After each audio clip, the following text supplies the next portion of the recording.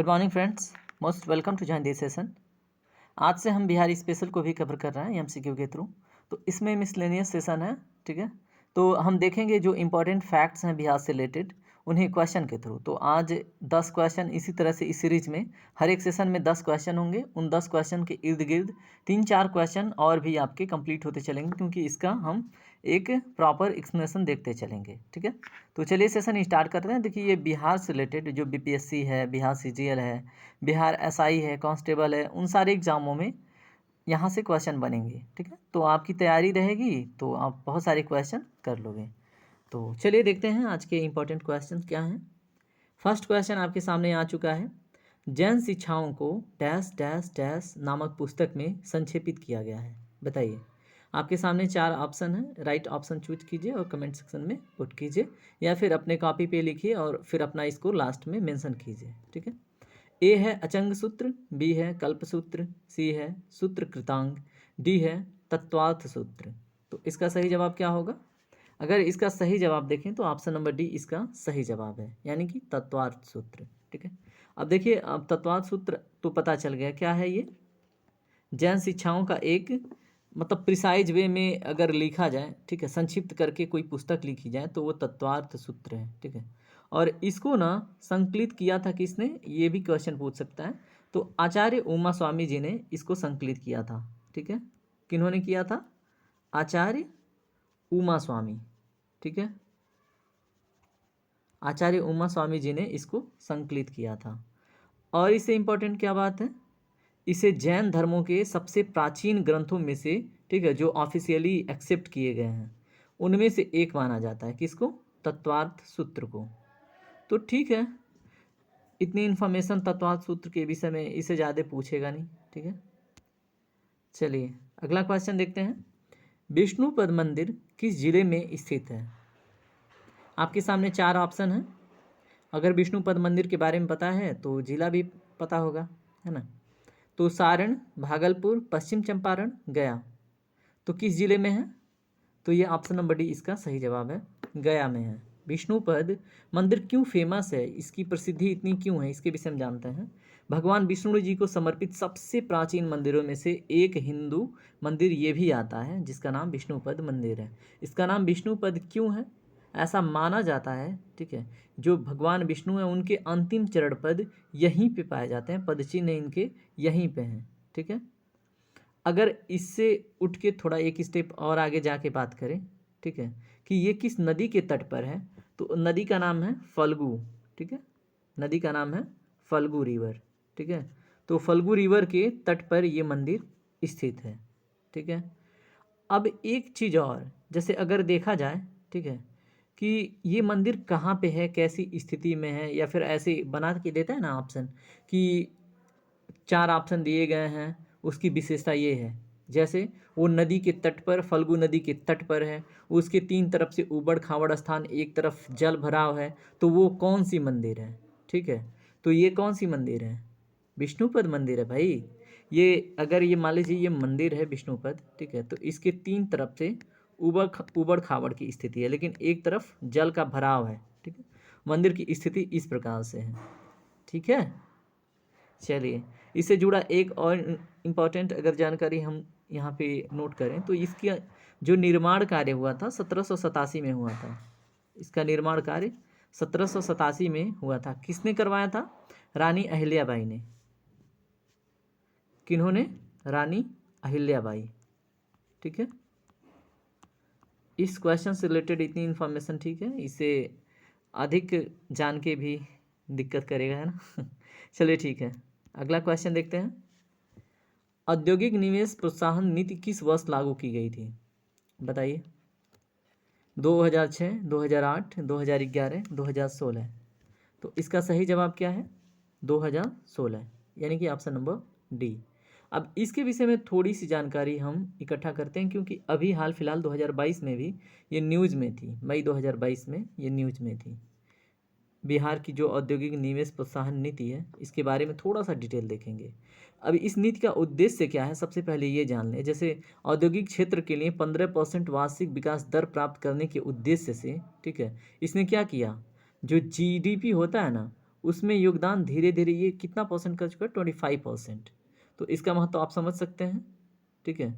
तो इस नीति का उद्देश्य क्या है, औद्योगिक क्षेत्र के लिए 15% की जो वार्षिक विकास दर है उसको प्राप्त करना। वो क्या करेगा, बिहार के जीडीपी में कितना ग्रोथ लाएगा, 25%, ठीक है। और ऐसी चीज़ें हो भी चुकी हैं क्योंकि ये 2016 में लाया गया था और इसके परफॉर्मेंस को देखा जा चुका है, ठीक है। और यह अर्थव्यवस्था के सभी या उसके हिस्से के विकास और विकास को प्रोत्साहित करने का एक क्या है, स्ट्रेटजिक अटेम्प्ट है, ठीक है, एक रणनीतिक प्रयास है। क्या करने के लिए, अर्थव्यवस्था के सभी या फिर जैसे है ना पर्टिकुलर औद्योगिक क्षेत्र है ना, तो ऐसे किसी पर्टिकुलर सेक्टर को, जैसे वहाँ के अर्थव्यवस्था के या तो सभी आयाम को या फिर किसी पर्टिकुलर आयाम को, ठीक है, विकास की ओर ढकेलना इसका उद्देश्य है। और प्रोत्साहित करना और रणनीतिक प्रयास जो भी बनते हैं जीडीपी की ग्रोथ में, उन्हें भी प्रोत्साहित करना इसका उद्देश्य है, ठीक है। और अगर हम बात करें इसका समर्थन, ठीक है, इसका जो फंडामेंटल स्ट्रक्चर है, ठीक है, वो किस पे केंद्रित है, जो इसका फंडामेंटल स्ट्रक्चर है वो डेवलपमेंट पे सेंट्रलाइज्ड है, ठीक है, किस पे, विकास पर केंद्रित है, उन्नत प्रौद्योगिकी पे, कौशल विकास पर, सहायता के संशोधित संरचित पैकेजेज पे, ठीक है। और मतलब ठीक है, इतनी इन्फॉर्मेशन इससे जुड़ी हुई, ठीक है। तो इसमें इंपॉर्टेंट क्वेश्चन यही बनेगा कि औद्योगिक निवेश प्रोत्साहन नीति किस वर्ष लागू की गई थी, तो 2016 में। उद्देश्य हमें पता चल गया, ठीक है, कि औद्योगिक क्षेत्र के लिए 15% की वार्षिक विकास दर प्राप्त करना, जो वहाँ के जीडीपी में, स्टेट की जो जीडीपी होती है, ठीक है, उसमें ग्रोथ करे, ठीक है। चलिए अगला क्वेश्चन देखते हैं। भारत के संविधान की किस अनुसूची मैं बोल रहा हूँ, किस अनुसूची या किस आर्टिकल के तहत मैथिली को भारत की क्षेत्रीय भाषाओं में से एक के रूप में मान्यता दी गई है, ठीक है। इसको थोड़ा सा हम डिटेल में देखेंगे क्योंकि ये पॉलिटी का सेक्शन हो जाता है, तो इससे रिलेटेड हम अमेंडमेंट भी देखेंगे, ठीक है। तो देखिए 12वीं में, 10वीं में, 5वीं में या 8वीं में, बताइए कौन सी संविधान संशोधन में, बताइए। यहाँ पे देखिए क्वेश्चन तो कुछ और ही है, अनुसूची की बात हो रहा है, ठीक है, किस अनुसूची के तहत, तो क्वेश्चन इजी हो जाता है। हम अमेंडमेंट की बात भी करेंगे, ठीक है। तो इसका सही जवाब है ऑप्शन नंबर डी, ठीक है। भारत के संविधान की 8वीं अनुसूची में मैथिली को भारत की क्षेत्रीय भाषाओं में से एक के रूप में मान्यता दी गई।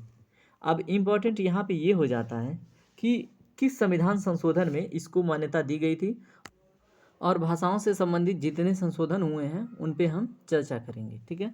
तो यहाँ पे सबसे पहले हम बात क्या करते हैं, 21st कॉन्स्टिट्यूशनल अमेंडमेंट, ठीक है। तो वो कौन सी भाषा को ऐड करता है उसको देखेंगे, ठीक है। उसके बाद से हुआ था कौन सा, 71st कॉन्स्टिट्यूशन अमेंडमेंट, जो भाषाओं से संबंधित था, ठीक है। और उसके बाद हुआ था क्या, 71st के बाद 92nd कॉन्स्टिट्यूशन अमेंडमेंट, जो भाषाओं से संबंधित था, ठीक है, भाषाओं के इंक्लूजन से संबंधित था, ठीक है। तो 21st कॉन्स्टिट्यूशनल अमेंडमेंट कब हुआ था, 67 में, 1967 में। इसमें कौन कौन सी भाषा जोड़ी गई थी, मात्र एक भाषा जोड़ी गई थी जिसका नाम है सिंधी, ठीक है। क्या नाम था, सिंधी, ठीक है। तो 21st कॉन्स्टिट्यूशन अमेंडमेंट या संविधान संशोधन में सिंधी भाषा जोड़ी गई थी। अगर 71st कॉन्स्टिट्यूशनल अमेंडमेंट की बात करें तो इसमें जोड़ा गया था नमक, ठीक है। क्या जोड़ा गया था, नमक। नमक क्या है, एन से नेपाली, एम से मणिपुरी, के से क्या है, बताइए, के से है कोंकणी, ठीक है, नेपाली, मणिपुरी और कोंकणी। उसके बाद देखिए 71st कब हुआ था, तो ये कब हुआ था, 92 में, 1992 में, ठीक है। अगर 92nd की बात करें यानी कि 92वां संविधान संशोधन, तो ये 2003 में हुआ था, ठीक है। और इसके प्रावधानों को 2004 में एक्सेप्ट किया गया था। इसमें कौन सा भाषा जुड़ा था, देखिए इसमें 4 भाषाएं जुड़ी थी, कौन कौन सी, Bodo, B stand for what, Bodo. उसके बाद क्या, डोगरी। उसके बाद क्या, मैथिली, तो आ गया ना मैथिली। तो 92वें संविधान संशोधन 2003 में जो हुआ था उसमें मैथिली भाषा को भी जोड़ा गया था, ठीक है। और उसके साथ संथाली भी जोड़ा गया था, ठीक है। तो ये आपको पता होना चाहिए। और ये फोर्स में होता है ना कि कब से लागू हुए और किन, मतलब कब संशोधन हुआ 2003 में और कब लागू हुआ 2004 में। तो ये संशोधन आपको अगर याद है तो आपसे इंपॉर्टेंट क्वेश्चन छूटते नहीं हैं, ठीक है। अब इससे जुड़े आर्टिकल्स के प्रोविज़न अगर हम देखना चाहें, ठीक है, तो उन्हें भी देख लें कि अगर हम भाषाओं की बात करें, जो कॉन्स्टिट्यूशन में लैंग्वेज की बात की गई है तो किस पार्ट में की गई है, ठीक है, अगर देखें तो किस पार्ट में की गई हैं, तो पार्ट 17 में, ठीक है, पार्ट क्या है 17, भाषाओं से जुड़ा हुआ भाग कौन सा है 17। अगर अनुच्छेद की बात करें, आर्टिकल की बात करें तो 343 से लेके 351 तक, ठीक है, 343 से लेके 351 तक भाषाओं की बात की गई है किसमें, संविधान में, ठीक है, तो ये भी आपको पता होना चाहिए, ठीक है। अब इसमें देखिए अगर हम 344 की बात करें तो इसमें क्या है, जैसे किसी कमीशन का कॉन्स्टिट्यूशन अगर देखें किसी भाषाओं से जुड़ा हुआ, ठीक है, और उसे कौन बना सकता है, प्रेसिडेंट बना सकता है, ठीक है, और जिसका मतलब कंपलसरी होता है कि प्रेसिडेंट बनाएंगे ही, और क्या होता है उसका एक्सपायरेशन अगर बात करें तो वो 5 साल का होता है, ठीक है, जब से कॉन्स्टिट्यूशन स्टार्ट हुआ तब से ये परंपरा चली आ रही है, ठीक है। अगर 351 की बात करें इसमें, तो 351 में दिया गया है जो हिंदी भाषा है ना उसको प्रमोट किया जाएगा, हिंदी भाषा को प्रमोट किया जाएगा, ठीक है, इसको फैलाया जाएगा, ठीक है, क्या करने के लिए, अपने एक्सप्रेशन का एक माध्यम बनाने के लिए, ठीक है। तो ठीक है, इतनी इन्फॉर्मेशन के साथ हमने इस क्वेश्चन को देखा। अगला क्वेश्चन देखते हैं, बिहार की सबसे ऊंची चोटी कौन सी है, बताइए, सोमेश्वर, रामशिला, प्रागबोधि, गुरपा। देखिए आप एक्सप्लेनेशन से घबराइए नहीं, बिल्कुल भी नहीं, क्यों, क्योंकि अगर एक्सप्लेनेशन से घबराएंगे तो और भी क्वेश्चन कैसे बनेंगे आपसे, ठीक है, तो इसलिए एक्सप्लेनेशन से बिल्कुल भी नहीं घबराना है और हमें देखते चलना है कहाँ पे क्या सीख रहे हैं, ठीक है। और देखिए अगर सेशन आपको एक्सप्लेनेशन बाकी चीज़ें पसंद आती हैं तो सेशन को लाइक शेयर सब्सक्राइब जरूर कर दीजिए, इससे हमें क्या बनता है, मोटिवेशन मिलता है, और क्या ही मिलेगा अभी, है ना। और बड़ा टीम होने के बाद तो भाई सबको पता है कि एक टीम बनती है तो फिर हमें एक जरिया मिलता है काम करने का, तो ठीक है, आपका योगदान होगा तो फिर हम भी आपकी सहायता के लिए हमेशा तत्पर रहेंगे। आप जो भी हैं अगर आप इस बात को समझ पा रहे हैं तो ठीक है, आप कोऑपरेट कीजिएगा और जुड़िएगा हमसे, ठीक है। तो देखिए इसी तरह से इस क्वेश्चन को देखते हैं हम, बिहार की सबसे ऊंचा अगर चोटी की बात करें तो कौन सी है, बताइए। इसका सही जवाब है ऑप्शन नंबर ए, सोमेश्वर, ठीक है, जो सोमेश्वर चोटी है वो बिहार की सबसे ऊंची चोटी है। इसकी ऊंचाई लगभग कितनी है, 880 मीटर, कितनी है, 880 मीटर, ठीक है। और ये किस ज़िले में है, अगर बात की जाए सोमेश्वर जो चोटी है किस ज़िले में है, तो पश्चिम चंपारण में, कहाँ पे, पश्चिम चंपारण में, ठीक है। थोड़ा सा ना मेरा हिंदी देख रहा हूँ वीक होता जा रहा है क्योंकि हम belong from the English medium, that's why. तो पश्चिमी चंपारण में इसका लोकेशन है, ठीक है, और थोड़ा सा कॉपरेट कीजिएगा अगर कहीं मिस्टेक हो जाए लिखने में तो, ठीक है, ऐसा नहीं कि नहीं आ रहा है ना। चलिए ठीक है, बिहार का पहला अंग्रेजी अखबार कौन सा था, बताइए, बिहार हेराल्ड, बिहार टाइम्स, बिहार, उसके बाद क्या है, बिहार एक्सप्रेस। तो इसका सही जवाब क्या होगा, क्वेश्चन नंबर 6 का राइट आंसर क्या होगा, बिहार हेराल्ड, क्या नाम था उसका, ऑप्शन नंबर ए इसका सही जवाब होगा। अब इसके विषय में हम थोड़ा सा बात करते हैं, ठीक है। इसको किसने प्रकाशित किया था, तो गुरु प्रसाद सेन जी ने इसको प्रकाशित किया था, क्या नाम था उनका, गुरु प्रसाद, ठीक है, गुरु प्रसाद जी ने बिहार हेराल्ड को प्रकाशित किया था, ठीक है। कब हुआ था इसका प्रकाशन, 1875 में, 1875 में, ठीक है। चलिए अगला क्वेश्चन देखते हैं, रघुवंशम, कामसूत्र और कुमार संभव जैसे ग्रंथ किस साम्राज्य के शासनकाल में लिखे गए थे, बताइए, रघुवंशम, कामसूत्र और कुमार संभव जैसे ग्रंथ किस साम्राज्य के शासनकाल में लिखे गए थे, ए है मौर्य, बी है गुप्ता, सी है मुगल, डी है नंदा। तो इसका सही जवाब क्या होगा, ऑप्शन नंबर बी, यानी कि गुप्ता साम्राज्य काल में, ठीक है। तो गुप्त लोगों के साम्राज्य में ये ग्रंथें लिखी गई थी, रघुवंशम, कामसूत्र और कुमार संभव, ठीक है, किसके, गुप्त साम्राज्य के शासनकाल में, ठीक है। अब इनसे जुड़ी थोड़ी सी और इम्पोर्टेंट बात कर लेते हैं जो इससे रिलेटेड और भी हो सकता है, क्वेश्चन वहाँ से भी बन सकते हैं, ठीक है। तो इसमें क्या है, अगर गुप्त काल बिहार की मतलब वहाँ से रिलेटेड इतिहास देखें गुप्त काल में, ठीक है। तो उस समय उसको मतलब गुप्त काल को क्या बोला जाता है बिहार में? साहित्य का एक स्वर्णिम काल। क्या बोलते हैं? साहित्य का, लिटरेचर का एक गोल्डन एरा, ठीक है। किसको? गुप्त साम्राज्य के शासनकाल को। ये भी क्वेश्चन कई एग्जामों में पूछ चुका है, तो पता होना चाहिए, ठीक है। इस अवधि के दौरान जो कालिदास थे, ठीक है, उन्होंने क्या किया था? रघुवंशम और कुमार संभव का क्या किया था? रचना किया था। और जो कामसूत्र वात्स्यायन ने लिखा था, कामसूत्र की रचना किसने की थी? वात्स्यायन ने, ठीक है। तो कालिदास जी का रचना कौन कौन सा था, हम आपको यहाँ से ऐड करके बता देते हैं, ठीक है। कालिदास जी ने क्या क्या लिखा था? रघुवंशम, ठीक है। और क्या लिखा था? अभी हमने बात करी इसके विषय में, कुमार संभव, ठीक है। अगर कामसूत्र की बात करें तो किन्होंने लिखा है इसको? वात्स्यायन, ठीक है। तो देखिए एक एक क्वेश्चन के पीछे हम कहीं ना कहीं तीन तीन क्वेश्चन सीखते जा रहे हैं, तो इससे क्या होगा? हमारा नॉलेज बूस्ट होता जाएगा और हम क्या करेंगे? एग्ज़ाम को फोड़ देंगे, है ना। चलिए दोस्तों, देखते हैं अगला क्वेश्चन। जिला परिषद का प्रशासन प्रमुख कौन होता है? जिला परिषद का प्रशासक, जो मतलब प्रमुख प्रशासक या फिर प्रशासन प्रमुख कौन होता है, बताइए। ए है सरपंच, बी है विधानसभा के सदस्य, सी है संसद सदस्य, डी है आईएएस कैडर के एक अधिकारी। इसका सही जवाब क्या होगा, बताइए। इसका सही जवाब होगा option number D, IAS cadre का एक अधिकारी, ठीक है। जिला परिषद के प्रशासन की प्रमुख या मुख्य कार्यकारी अधिकारी की बात करें तो वो आईएएस कैटेगरी का ही होता है, ठीक है। और उसके जो सीईओ होते हैं जिला परिषद के, वो प्रशासनिक मशीनरी के मतलब प्रमुख होते हैं। जो भी वहाँ पे एडमिनिस्ट्रेटिव मशीनरी होती है ना, उसके हेड के रूप में जो वहाँ के सीईओ होते हैं, ठीक है, वही होते हैं, ठीक है। और सीईओ जिनके विषय में हम बात कर रहे हैं, ठीक है, सीईओ के कुछ राज्यों में जैसे जिला मजिस्ट्रेट भी हो सकते हैं, जो सीईओ चूज किया जाता है, ठीक है। कौन? सीईओ किसका? जिला परिषद का, यानी कि डिस्ट्रिक्ट काउंसिल का, ठीक है, डीसी का जो सीईओ चूज किया जाता है। कई डिस्ट्रिक्ट में क्या होता है, वहाँ पे जो मजिस्ट्रेट होते हैं ना, मजिस्ट्रेट के पोस्ट पे वही इस भूमिका में आ जाते हैं, ठीक है। तो कहीं ना कहीं एक आईएएस कैडर के ही एक अधिकारी के रूप में वहाँ के कौन होते हैं? जिला परिषद के जो प्रशासन प्रमुख होते हैं, जिनको हम क्या बोलते हैं, बताइए। सीईओ बोलते हैं, ठीक है। तो ठीक है, यहाँ तक तो चीज़ें समझ में आ गई, है ना।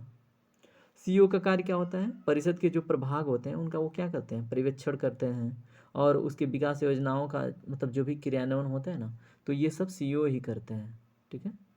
तो ठीक है, आगे बढ़ते हैं और देखते हैं अगला क्वेश्चन। क्वेश्चन नंबर 9 पढ़िए ध्यान से। भारत के संविधान के निम्नलिखित में से कौन सा अनुच्छेद ग्राम पंचायतों का विशिष्ट उल्लेख करता है? काफ़ी इंपॉर्टेंट क्वेश्चन है और कई एग्जामों में पूछा जा चुका है, बताइए। इस क्वेश्चन को ऐसे भी पूछा जाता है कि ग्राम पंचायतों का उल्लेख भारतीय संविधान के किस अनुच्छेद में मिलता है। फिर ग्राम पंचायत का जो विचारधारा है अनुच्छेद 40 के अंतर्गत, वो किस विचारधारा से प्रभावित है, ठीक है। तो इसका सही जवाब क्या है? अनुच्छेद 40, अनुच्छेद 236, अनुच्छेद 32 या अनुच्छेद 61। तो इसका सही जवाब हो जाता है ऑप्शन नंबर ए, अनुच्छेद 40, जिसको हम गांधीयन प्रिंसिपल के अंतर्गत मानते हैं, ठीक है। यानी कि गांधीवाद विचारधारा से प्रभावित माना जाता है। कौन सा कॉन्सेप्ट? ग्राम पंचायतों का, ठीक है। अगर पंचायती राज की बात करें तो उसके विषय में भी हम थोड़ा सा बात करेंगे, पहले हम इसको देख लेते हैं, ठीक है। तो अनुच्छेद 40 के अंतर्गत ग्राम पंचायतों का क्या किया गया है? विशिष्ट उल्लेख। और ये किसका पार्ट है? डीपीएसपी का, यानी कि directive principle of state policy का, जिसको हम क्या बोलते हैं? नीति के निर्देशक तत्व, ठीक है। तो ठीक है, अगर हम बात करें क्या इस अनुच्छेद के अंतर्गत कौन सी चर्चाएं मिलती हैं कि जो ग्राम पंचायत होंगी उनको संगठित करने के लिए कदम उठाए जाएंगे, ठीक है। और उन्हें कुछ ऐसी शक्तियां प्रदान करेंगी, कौन सी? ऑटोनॉमस जो गवर्नमेंट वहाँ पे विकसित होंगी। जैसे आपको बताते हैं 73rd कॉन्स्टिट्यूशन अमेंडमेंट के अंतर्गत क्या किया गया था। 73rd अगर कॉन्स्टिट्यूशनल अमेंडमेंट की बात करें, ठीक है, कब हुआ था? 1992 में। तो इसमें ग्राम पंचायतों को ना एक ऑटोनॉमस गवर्नमेंट की राइट मिल गई थी, ठीक है, स्वशासन का एक अधिकार मिल गया था और वो कॉन्स्टिट्यूशनली एक्सेप्ट हो गया था, ठीक है। तो अब ऐसे में क्या हुआ, जो ग्राम पंचायतें हैं वो अपने स्तर पे लोगों का मतलब डायरेक्टली हेल्प कर पा रही थी, उनसे जुड़ गई थी। क्यों? क्योंकि एक तरह से ये कॉन्स्टिट्यूशनल बॉडीज़ हो गया था, है ना। तो मतलब संवैधानिक अंग हो गया था ग्राम पंचायत, और वहाँ की जो सत्ता शासन था वो स्वशासन के क्षेत्र में आ गया था। इसके पहले क्या था, 73rd कॉन्स्टिट्यूशन 1992 से पहले क्या था, इसके ऊपर डायरेक्टली स्टेट या फिर सेंटर किसी भी विलेज पे क्या करते थे, वहाँ पे ऑटोनॉमस नामक कोई स्थिति नहीं थी, तो फिर वो ऊपर से ही कंट्रोल होता था। ठीक है, तो ठीक है, ये चीज़ है इससे रिलेटेड।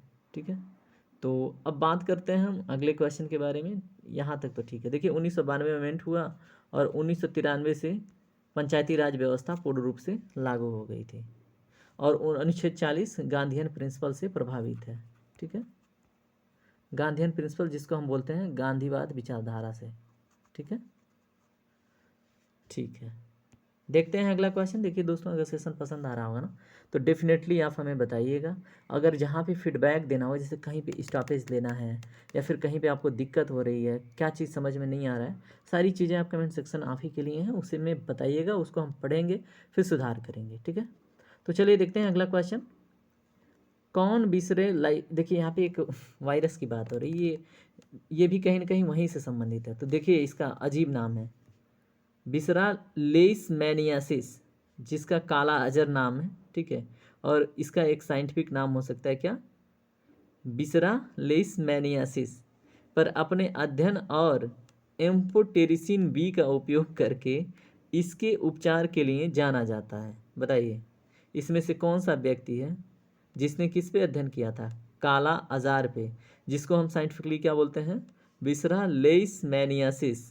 क्या, विसरा लेइशमैनियासिस। व्हाट इज द डिफ़िकल्ट, है ना, तो डिफ़िकल्टी लेवल इसमें देख सकते हैं। और इन्होंने क्या किया था, एम्फोटेरिसिन बी का उपयोग किया था किसके लिए, विसरा लेइशमैनियासिस को ठीक करने के लिए, है ना, उपचार के लिए। तो बताइए कौन थे, नरेंद्र कुमार पांडे, सैयद एहतेसाम हसनैन, चंद्रेश्वर प्रसाद, मोहन मिश्रा। इसका सही जवाब क्या होगा बताइए। इसका सही जवाब होगा ऑप्शन नंबर डी, यानी कि मोहन मिश्रा जी।